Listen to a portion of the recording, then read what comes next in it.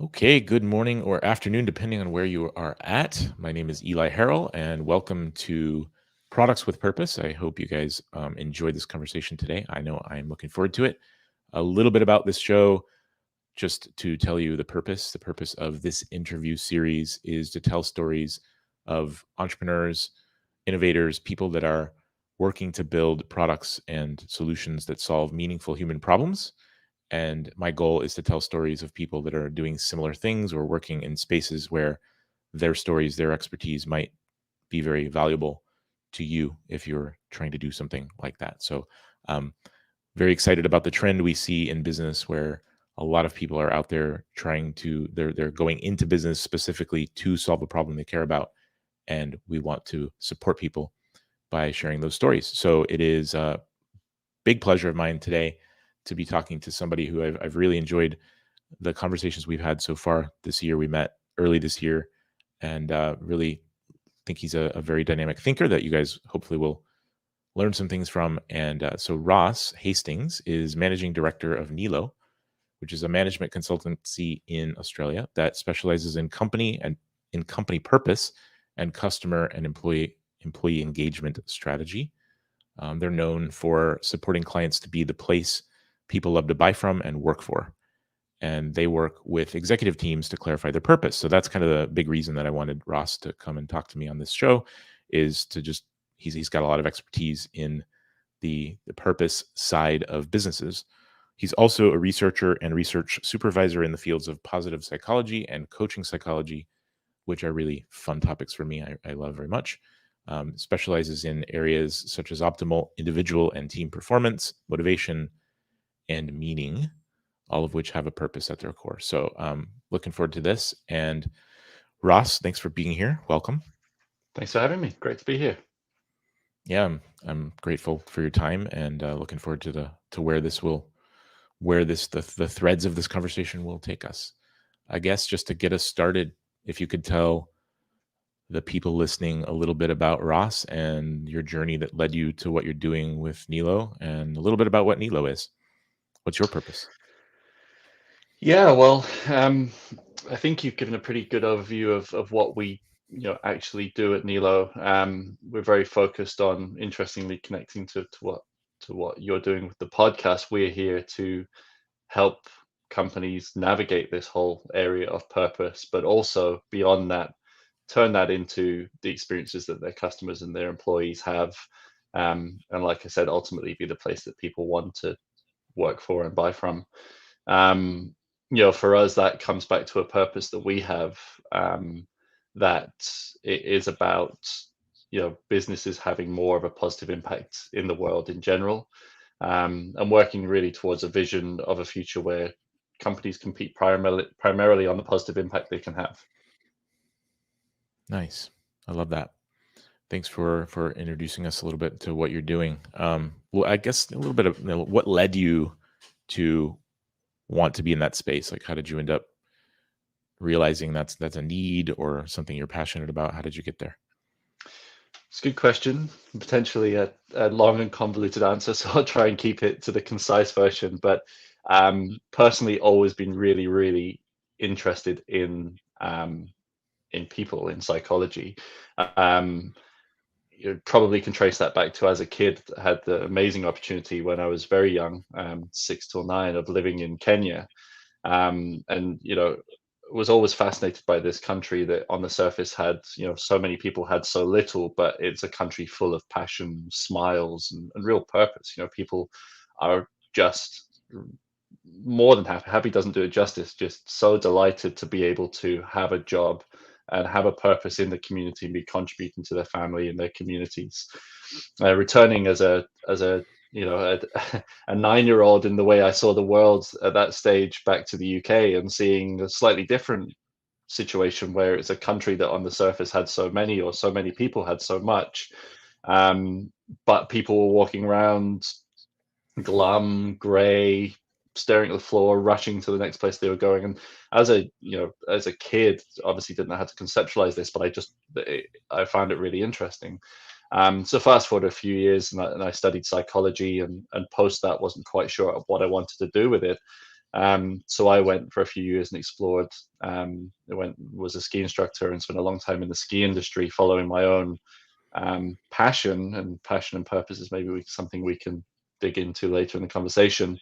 But through that, became really, really interested in, what it means to. As part of that, I ran a ski school for a number of years and was really fascinated in the dynamic around what happens if I build an environment and a culture that allows me to hire the best people. What happens if I nurture that culture to build a fantastic team, and what impact does that have on the customer experience that we are able to deliver, and therefore the reputation we have as a business. And that really piqued my interest, and from there I picked back up the psychology direction. I studied a master's in positive psychology, coaching psychology, a field that I'm still heavily involved in, as you said. And through a few iterations and different projects and side hustles and things like that, ended up with Nilo in 2018, which was really the manifestation of all of that and how I can go out into the business world and have a bit more impact. Wow, thanks for sharing the highlights of that journey. I have a lot of things that I connect with in that story. First of all, I love skiing and I really miss snow skiing. I think it's the best thing I've ever done in my life. But that aside, my kids have grown up in the Philippines since they were 6 and 8, and I think I very specifically remember after being here for a year, not really planning to be here for the 8 years that I've been living here. Wasn't sure what would happen there, but the biggest reason I didn't want to go back after a year is that I didn't miss the complaining in the US. Just to sum it up in kind of one word, it's overly simplified, but yeah, people here have so little relatively, but they don't complain, and a lot more happiness. So very interesting that led you to discover purpose and just being engaged, and then into the ski business and focusing on quality of team. I guess quality is not the right word, but just a thriving team and how that leads to really thrilled customers. So I love that. I guess transitioning into how your expertise might be useful for people out there that are building products with purpose. Talk to us a little bit about how you've talked to me before a little bit about how you see companies looking at a lot of times overly focused on solving a problem and all the benefits and the features, and talk to us about how you see that contrasting with purpose and your perspective on that. Yeah, I think it's all part of a bigger equation, and what I see a lot is products or even services that are solving problems, and sometimes really, really meaningful problems, but we get so focused on what that problem is and what we're doing to solve it, that we get very focused on the features and the benefits of our product. When we talk about purpose, I think a lot of it's about elevating that conversation, giving that a little bit more altitude, and that stuff is absolutely important. I want to stress that we still want to be solving meaningful problems with our products. We still want to be talking about what our product does to solve that problem, but we also want to connect it up to a higher purpose, and that higher purpose is about the whole reason for the business existing, of which the product is clearly part, or the service. But it's about why. Why is solving that problem important? If we do solve that problem, what does it do? I'm going to probably butcher this analogy, but it's like that analogy of, you're not selling a seat on a flight, you're selling the time with the family at the other end of it, or the amazing holiday, or what that holiday does to your mental well-being. Even, like, you can take these things, all these extra steps and the extra levels of altitude to go further into why we're doing what we're doing, why it's important, and what the purpose is. So, if it helps as well, I think sometimes examples can really help to articulate that. But, for a company like Lego, they've got a product that solves in the immediate term a problem about kind of, kids having something to play with and a toy effectively on the surface, but their purpose is about a belief in endless human potential. Famously, if we look at a kind of a tech platform, something like Zappos is a e-commerce platform, a retail platform, Hmm. but their purpose, they elevated that right up to live and deliver wow. They wanted to be about just exceptional experiences, even though fundamentally the product was solving a problem of being able to access consumer goods. Hmm. So that's that kind of level of escalation or elevation that I'm talking about, to get from solving a meaningful problem to having a higher purpose. Excellent. So to translate that, would it be fair to say that it's very easy for leadership and teams and just everybody working inside of a business to they're trying to create value in the world and solve a problem, but we get down in the weeds of how and forget to zoom out to why often enough? Is that reasonably Yeah, well said? absolutely well said. But I also want to stress that the how is still ultra Yeah. important. Yeah. And on that, I don't necessarily, clearly what we're talking about on the purpose level, if anyone's, most people I'm sure are familiar with Simon Sinek and Start With Why, and Mhm. that's really kind of the level that we're talking about. But I don't subscribe to the Start With Why um, philosophy necessarily. I know a lot of entrepreneurs, a lot of founders will have started to solve a very specific problem, and that's absolutely fine. But ultimately over time, we want to build that fuller picture of the ultimate purpose and some other layers that we can get onto later. But the how is still Yeah. totally vital. If you just have the why without the how, then it doesn't work either. So a lot of people go into business seeing a problem they want to solve and they're really focused on how to solve it. And then some point along the path they start to ask different questions about purpose and like really why they're doing it. Yeah. Maybe that's Exactly. not always known up front. Yeah. No, it's not always known up front, and it's not always necessary up front. Purpose becomes much, much more important when you need to start attracting people to come and work with you on your Mhm. business. Um, when just solving the problem you're solving is no longer enough to differentiate you from your competition. Um, you need to be connecting to a higher purpose for your customers and things like that as well. And as you're starting to have more of an impact on the world as a business, your Mhm. footprint's getting bigger, then things like being clear on your purpose is really important. So it's not always necessary from day one. And the reality is, when you have a sole founder or a couple of co-founders, the purpose lives within them and their actions. Like that, they are the purpose. Their beliefs and the way they go about in the world are their purpose. Mhm. So at that stage, when there's not that complexity in the business, it doesn't really need to be codified or articulated in a document or practices or processes or anything like that. It is just there. It's really when you start to scale that it becomes more and more important. That makes a lot of sense. I haven't thought about it in that way before, but um, it really makes sense to me because so often we set out to solve a problem that we have identified, and then we think we know how we're going to solve it, and we learn so much along the way that often changes. We end up maybe in a different vertical than we expected to, and so your purpose ultimately wouldn't might not have really fit that reality that you end up with, right? So I know No, but at my the same yeah, time, right. it will have guided why you move to other vertical and what other Mhm. vertical you move to. All of that Yeah, is guided by a belief system internally, which ultimately is your purpose. awesome. Um, can you talk to us a little bit about like what is the process that you use to walk leadership teams, et cetera, through unpacking their purpose?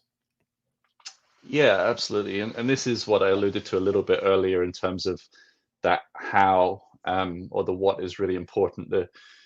To us, we have found that there's layers to a a practical implementable purpose. And don't want to get too caught up with semantics, because I sometimes think when we get into the semantics around purpose, vision, mission, things like that, there's different interpretations of what all those things mean. So I will use certain terms, but it's more about the function of each of the layers of the purpose that are important, and also how the layers interrelate with each other. So I'll explain that a little bit more as I go through. So for us, there are four. layers to a really strong purpose framework. The top layer is, as we've already talked about, the core belief or the why. That is that top level, evergreen, never changes. If you change your purpose, it's a new business effectively. Otherwise known as North Star or things like that. So that should be out of industry.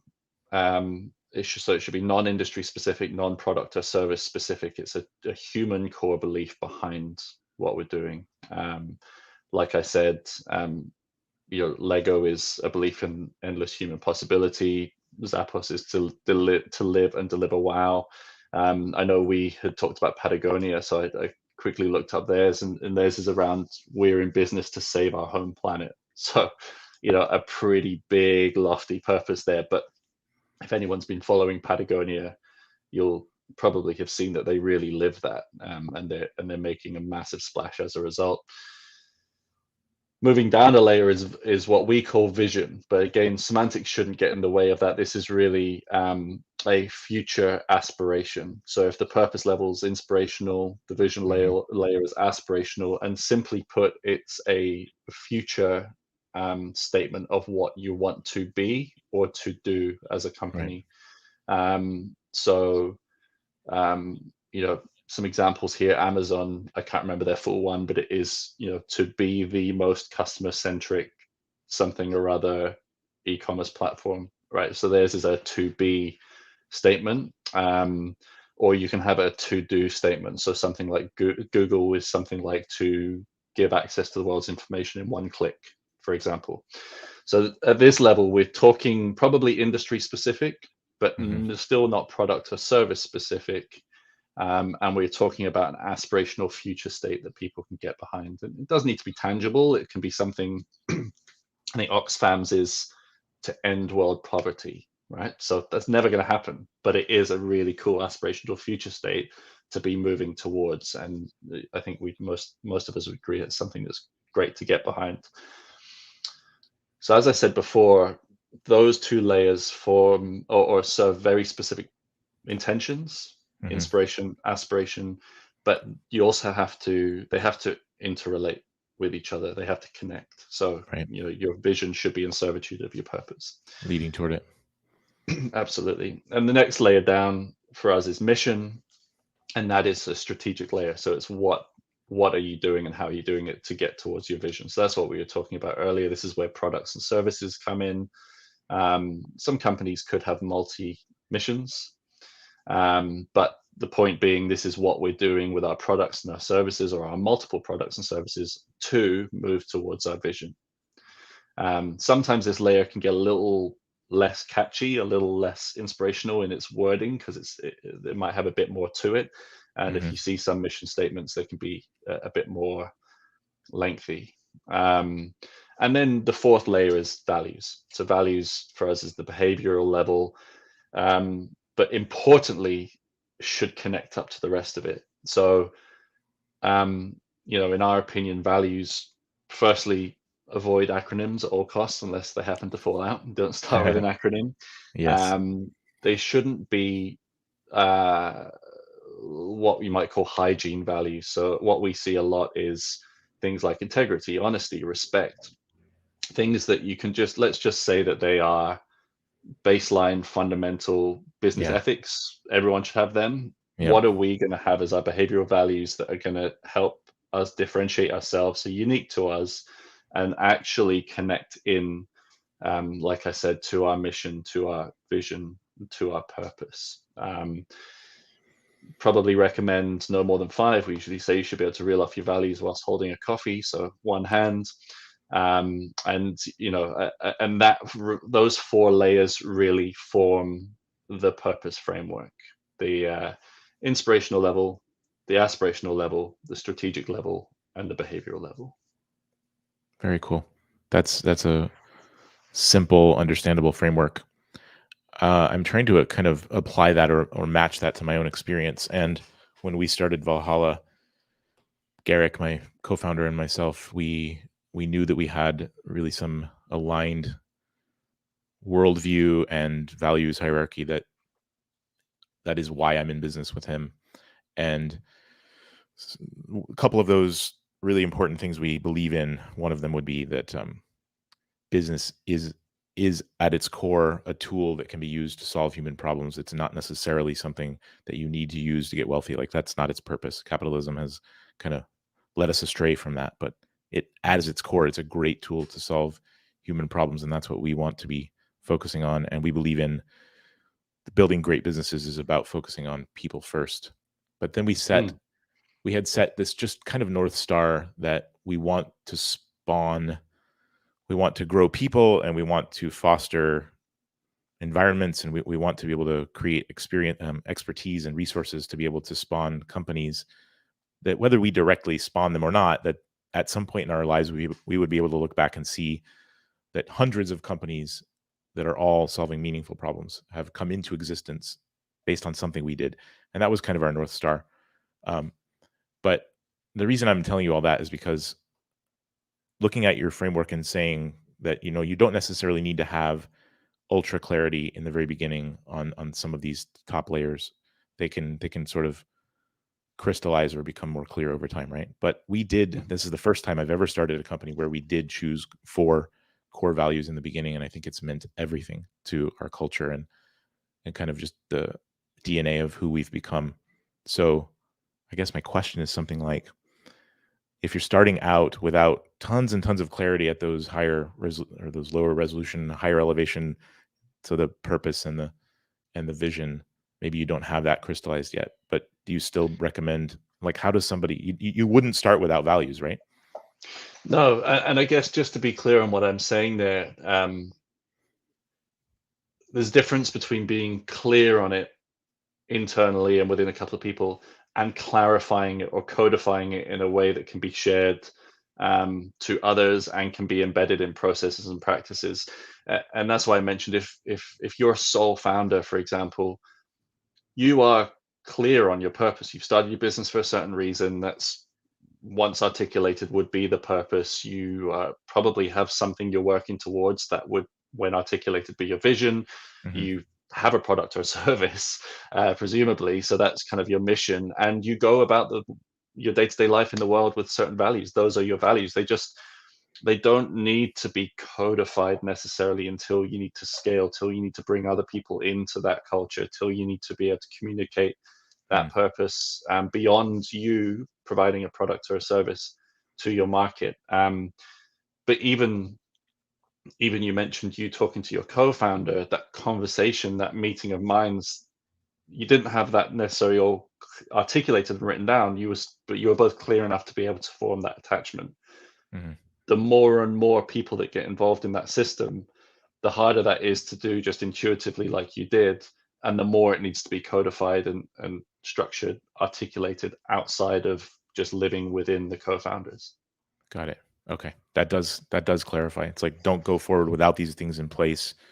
They need to be created and articulated more and more as you go, and then probably refined. And I know we've changed some things. We've, every quarter, every That's right. year, we revisit these things, and they've definitely adjusted over time and become more aligned with what we're actually doing. It's a very fascinating process. That's a good point. I might just pick up on those layers. Like I said, the purpose itself, I think, is evergreen. It never changes. And if it does, you're probably moving into a new business. And it, you might wordsmith it, you might tweak the wording, you might articulate it slightly differently, but fundamentally, the core of it will remain the same. Vision level, that aspirational future state, is likely to be kind of generational. It's still fairly long standing. Okay, it wouldn't change much, but you might have a multi-vision business, large scale businesses. Someone like Virgin would be an example of a multi-vision business. They have one purpose, which is to disrupt industry for good or something like that. They go into different industries and they disrupt it, and they would have a vision statement for, say, the airline, for their financial company, for their Right. record store. The mission level probably changes or gets tweaked or articulated differently or updated every kind of 3 to 5 years on those kind of macro strategic cycles. And then the behavioral values, I think they can be reviewed and articulated differently and tweaked fairly regularly as the business evolves, particularly as a business is scaling up. So yeah, I think it's a good point you raise in terms of how the things evolve slightly over time. It's good to know. I mean, I think these conversations are certainly, this type of conversation is something I was never exposed to early in my business career, and these terms didn't have clarity for me. I didn't understand them as in contrast to each other, and didn't understand the reason for them or the value of having them in place. And all I'd ever seen is, like you said, these hygiene values on the wall that don't really seem to mean anything. And I know why some people don't like those things, because they seem useless. But speaking of that, I guess talk to us a little bit about why you think purpose matters so much, and how it matters for different stakeholders that your business touches. Yeah, really great question. And you actually touched on it earlier a little bit, when you said, there has to be a reason for business beyond just financial gain, a capitalist approach to business. But fundamentally, I think the two aren't distinct. The whole narrative around profit before purpose, purpose before profit, I don't think you can take them apart, because there's so much evidence these days to show that businesses with a clear purpose outperform the market across multiple studies, and to varying degrees, but somewhere around 100, 120% performance against industry peers seems to be about what's coming out in the wash there. So properly articulating living by purpose is, it's not separate from Yeah, financial performance. And some of the reason for that is that, more and more, particularly emerging generations, are showing that they will put their money where their mouth yeah, is when it comes to purpose. They're looking for purpose-driven businesses. They are connecting more with purpose-driven businesses, and particularly when you look at things like Gen Z or Gen Z for any of our US listeners here. Like 70% of them in most surveys are saying that they are looking to connect with the purpose of a company beyond just the product or the service itself. yeah, But similarly, employees are looking for that purpose in their work now. But everybody is much more well versed in terms of what meaning means, and how they're entitled to find more meaning in what they do day to day, and much more transient in their careers in search for that, or search of that. So we start to look at that and say, okay, well, if you have a clear purpose or a clearly purpose-driven business, you're going to get, and this is back to our Nilo strapline, as it were, but you're going to get the right customers. You're going to attract the best talent, and keep the best talent, and have the best employees. You're going to have them united, motivated, with meaning in what they do, connected around a common meaning. So acting more as a team and as an organization, or an aligned organization, and therefore outperforming the market doesn't seem like such a surprise anymore. Of course, you're going to get that financial performance off the back of it too. mm, It's one of those. I think, an emerging paradox of modern business, that if you put purpose first, if you put people first, you will be more profitable. If you yeah, put profit first as a priority, you're likely not to be. And yeah. I think that's a paradox that really is beginning to play out, and especially with narrative around the Great Resignation and things like that. Fundamentally, that's not going to be a great resignation. Everyone's not going to either retire or become an entrepreneur. It's going to become a great migration from non-purpose driven companies to purpose driven companies that can add that layer.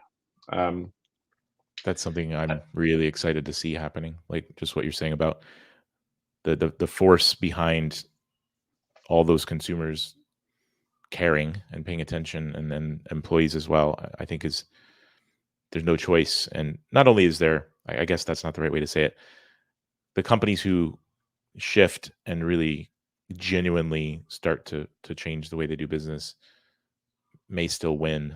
But the exciting thing is that the companies that have already been doing this, and that genuinely are in business for those reasons, are winning, and will continue to win more. And yeah, it's so, is it a paradox? It sounds like a paradox, but it's not, right? well, I It's think it's no longer a yeah, paradox, but it has probably been, yeah, in the past. We're in a massive transition with this, and I agree. I think it's this great migration, as I prefer to call it, is really good news, because it's going to drive change. Because it will start to drive change in a capitalist culture now. Because the companies that are performing are going to be the ones that are purpose driven. And I think you make a really good point there around the ones that react versus the ones that have already been doing it.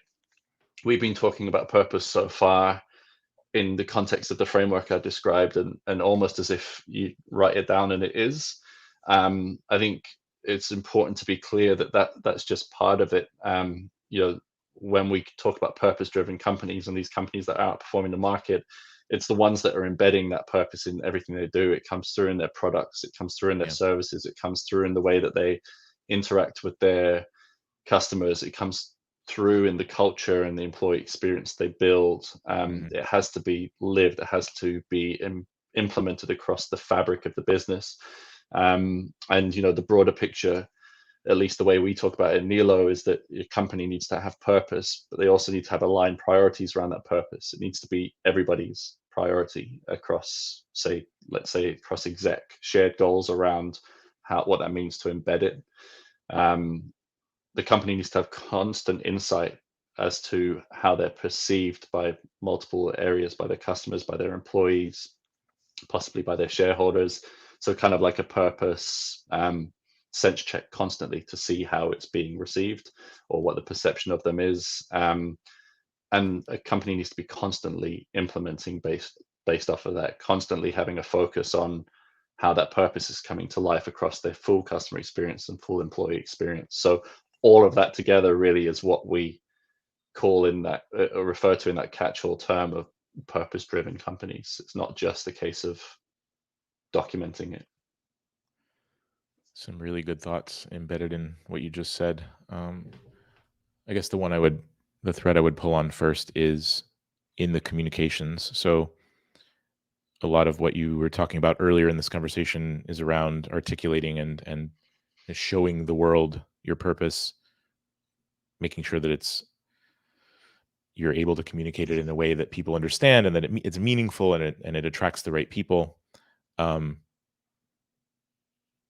On the larger existing corporation side of things, there's the kind of the greenwashing concept or that phrase, which I think means we communicate it, but we don't prioritize it as much as we are saying we do.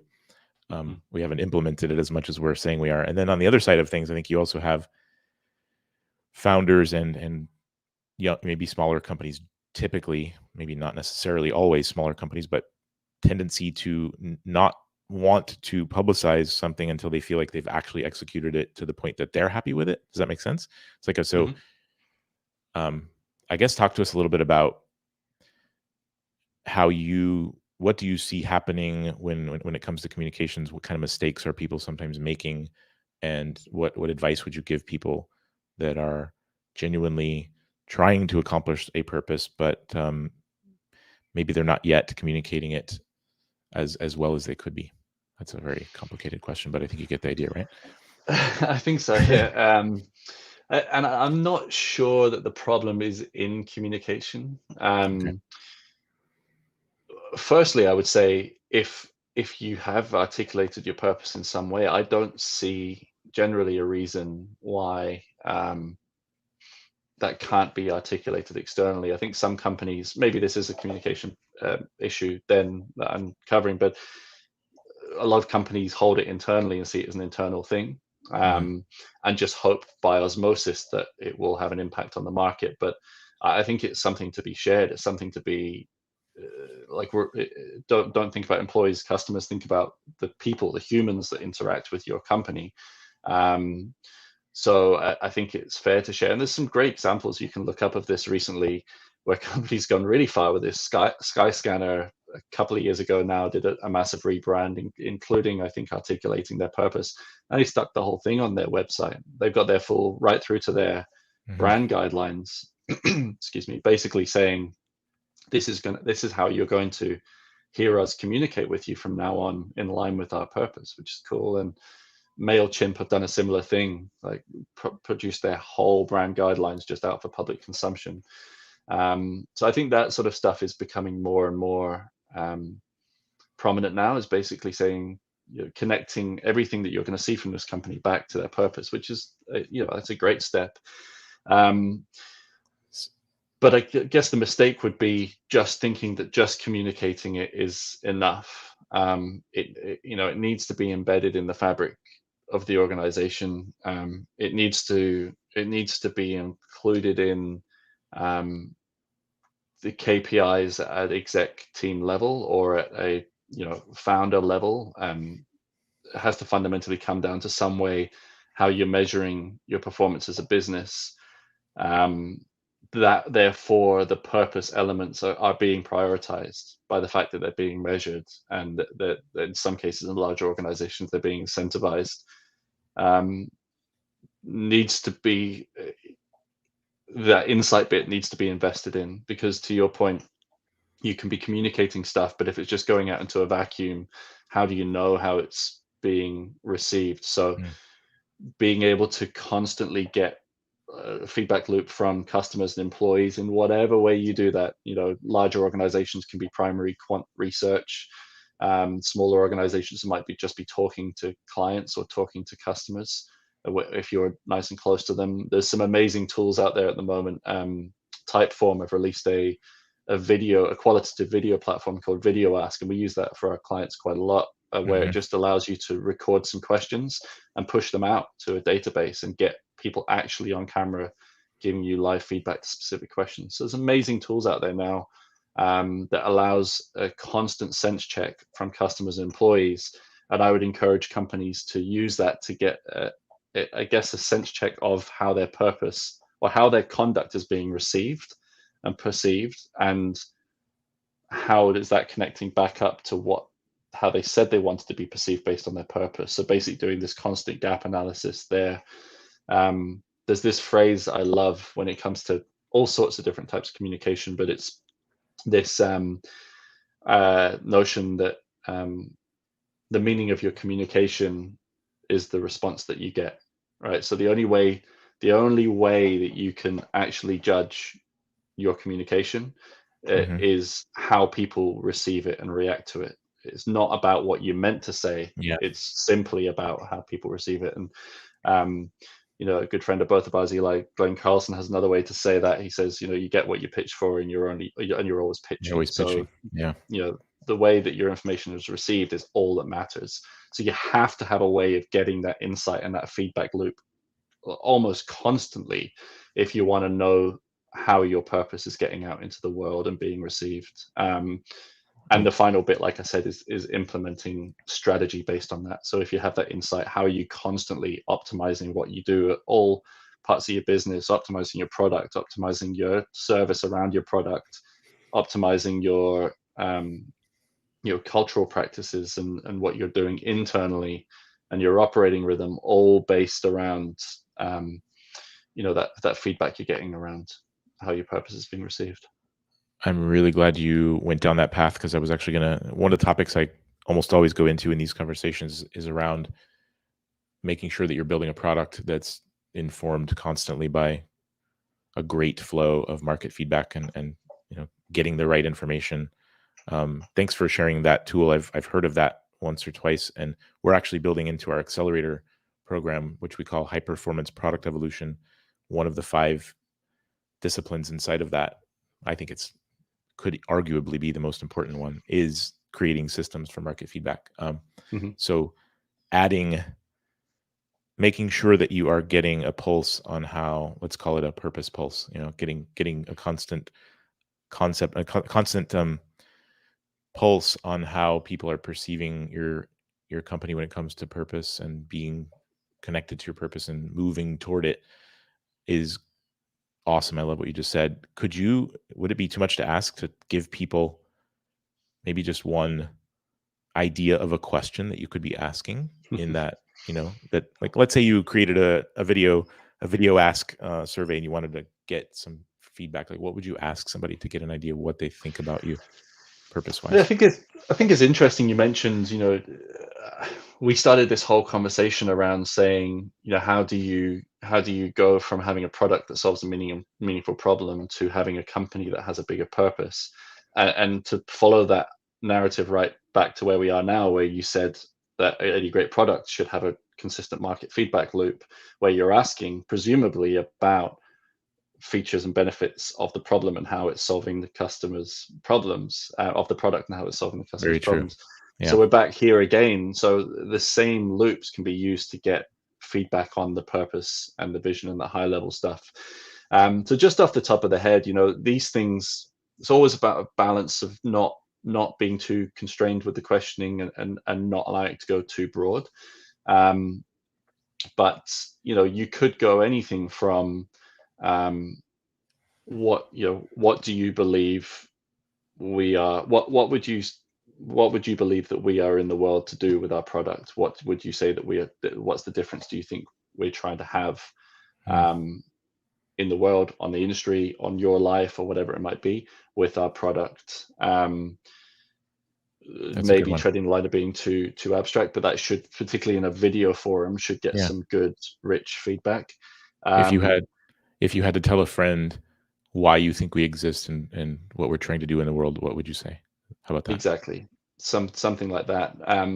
Versus going down the other route, if you wanted to go down a quantitative survey sort of route and say, uh, our purpose is blur, how well, how well would you say we're delivering on that now, or to what extent would you associate that purpose with us, or something like that.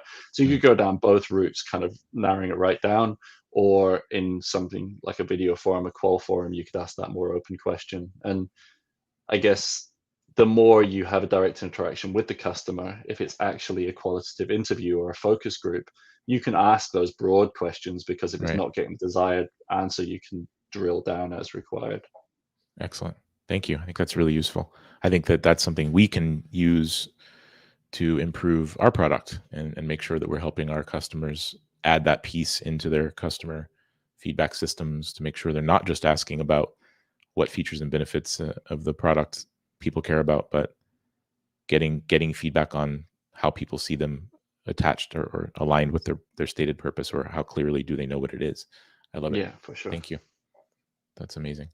Um, you talked before also. I had a note here to talk about the contrast between passion and purpose, and Mm. this one intrigues me. So I would love to hear, like, what is your perspective on that contrast?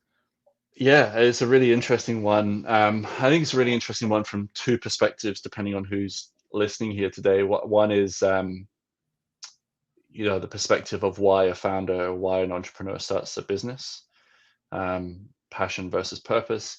And the other is, for anyone here that are employers or leaders, is what drives optimal performance in teams and individuals, passion versus purpose. And there's some really interesting research that's happened recently around this.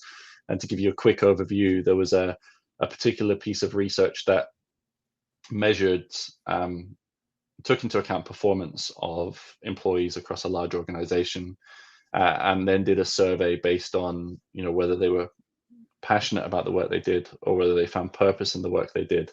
And perhaps as at no surprise either end of the spectrum, if someone had no passion, no purpose, that correlated with a low performing group. If they had both passion and purpose, it correlated with a high performing group. But perhaps the surprise was that those that had purpose only, no passion, massively outperformed those that had passion only and no purpose. So it brings into question this whole idea of, basically in the literature, it is directly challenging the notion of follow your passion, and basically saying that is actually pretty poor advice. What you should really be doing is following your purpose. And I think there's a few ways to unpack passion versus purpose. Passion is really something that we enjoy doing. It's a bit more hedonistic. It's something that we find fun. Hmm. But interestingly, from a motivational perspective, often when we start being remunerated for that, we lose interest in it, and that's why it's a lot more short term than purpose. Mm, Versus purpose, which is a little bit more kind of eudaimoc. It's a little bit more about the impact we want to have about the world. It's a little less ego driven. It's a little less right. internal. Um, It's other and focused. it's yeah, but it's also not always all rosy and bright. It can actually be, purpose can come from massive hardship. you know. And particularly shared hardship can drive real purpose in a team or an organization. Like going through a really awful experience can give people real purpose, and it's why we hear so many amazing rags to riches stories, because the hardship itself is what gave that person that just sheer purpose. And I think it's also why so many of us that live in such a privileged society and have such a privileged life actually find it hard Yeah, to have purpose. Back to the Kenya and the Philippines story, it's hard to find purpose often when everything's just comfortable. being comfortable. Yeah, that's Yeah, right. And yeah, you know, Nietzsche is one of the most famed early um, advocates of purpose. Obviously coming up with the phrase, he who has a why can get through almost any how. And then there's a fantastic story, if anyone's heard of Viktor Frankl, who survived the Holocaust, and he basically became the poster child of that quote. And so it's really often about this real drive that can come from hardship, and having real purpose therefore can give you this real grit, this real resilience, this real perseverance, that drives performance. And to bring that back to kind of a real life environment, um, in business, what we often talk about is for leaders. So for leaders with their team, or for all of ourselves, for ourselves, is to connect the small daily actions that we have to hmm the bigger purpose that we're serving. And sometimes it's really important to remind ourselves of that. If we're doing a task that's yeah, menial, it grinds on us, it drains our cup, like we really don't like doing it, it's about reminding ourselves of why, what purpose is it serving. Because it's probably pretty clear that we're not doing something at that moment that we're passionate about. right. And for leaders, it's about taking the time to do that for their teams when they're doing the tasks that might not be their favorite, when they're doing something, taking one for the team and doing Mhm. something that's for the greater good. It's taking the time to explicitly point out the impact that that task is having on a bigger purpose. Yeah, I think that's critical. Um, in our company, we have software engineers that are part of meshed teams, so they're deeply embedded in our culture, but they're also part of the culture of our clients. And Mm, um, our as a company, like our big vision in what we do is amplifying the impact of purpose-driven companies. So people that are building tech products. I think it's really challenging for us, and I want to be constantly getting better at this to connect that work. You have to really look big picture and long term to be able to see that your coding, and I don't know what coding is like because I'm not a developer, but I imagine that it's pretty grindy, and eventually, mm, it's hard to connect the day to day grind to something that makes a difference, that's purposeful. And I really love what you're talking about with passion, because my personal experience throughout my lifetime has been that I agree with what you said about passion being often short term, because it seems to me, at least my experience, I've been the most passionate about things when I'm in the steepest part of the learning curve. And so mm. I love that. You love the feeling that you're getting better at something, that you're mastering something, but eventually you get to this point where it's kind of like a slower improvement pace, and it's less interesting, and or you start thinking, I'm trading time for money to do this thing, like you're saying. Once you're being paid for it, it changes That's right. the fun.